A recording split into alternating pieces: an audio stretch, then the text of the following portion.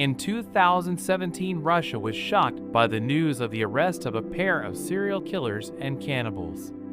More than 30 people have been killed and eaten by this couple.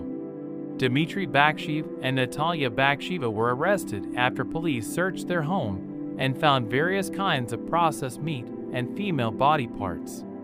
It started when a road construction worker accidentally found Baksheev's cell phone on the street. The contents inside were terrifying. There is a photograph of a man with a woman's severed hand with her fingers stuffed into her nostrils and mouth. The cell phone was immediately handed over to the patrolling police. After investigation, the owner of the phone is Dmitry Baksheev.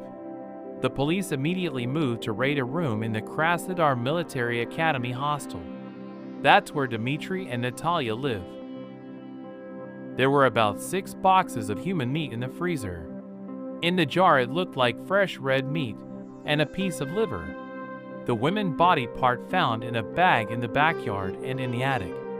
Also found 17 human skin, the head of a woman with red hair, body parts, and a trash can in front of hostel. There are also lots of clothes, cell phones, bags, and cosmetics in the room. The couple were soon arrested.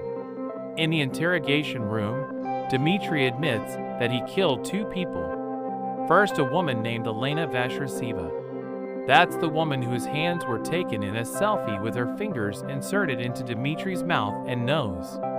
And another one, a man 5 years ago. The 2 photos that have been found have become evidence for the police.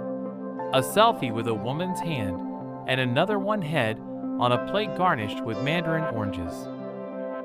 But what was surprising was Natalia's confession.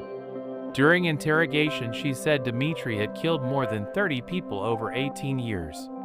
They are looking for victims through dating sites, targeting women who live alone and away from family. Dmitry invited the woman home for dinner.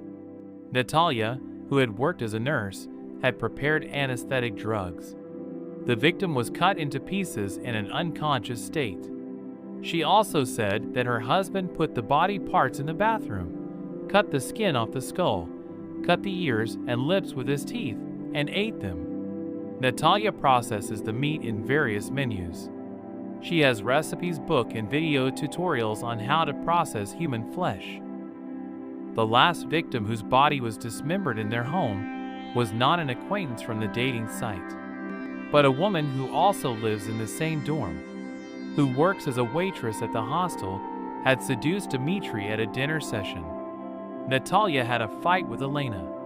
Natalia accuses Elena of sleeping with her husband. Natalia's jealousy could not be contained. Natalia asks Dmitry to finish off Elena, and Dmitry agrees. Dmitry took Elena to the forest behind the hostel. He stabbed her twice in the chest. Maybe poses with a hand on the phone. He wants to be sent to Natalia as proof that he had killed Elena. Dmitry brought Elena's body home with a cooler bag. He stopped by to fill pulses at the nearest counter, but the owner saw blood dripping from the Dmitry cooler bag. It turns out that all this time Natalia often offers meat to restaurants.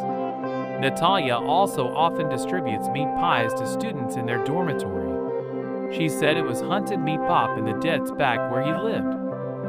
A cafe owner named Vitaly Yakobenko even admitted that Natalia had visited him in 2010 to offer him pies and fresh meat. But because Natalia was behaving strangely and the meat she offered had an unusual smell, Yakobenko finally turned down Natalia's offer. They are on trial in closed court. However, the information has been leaked internally. The news is growing and confusing, maybe exaggerated, but they changed their confession.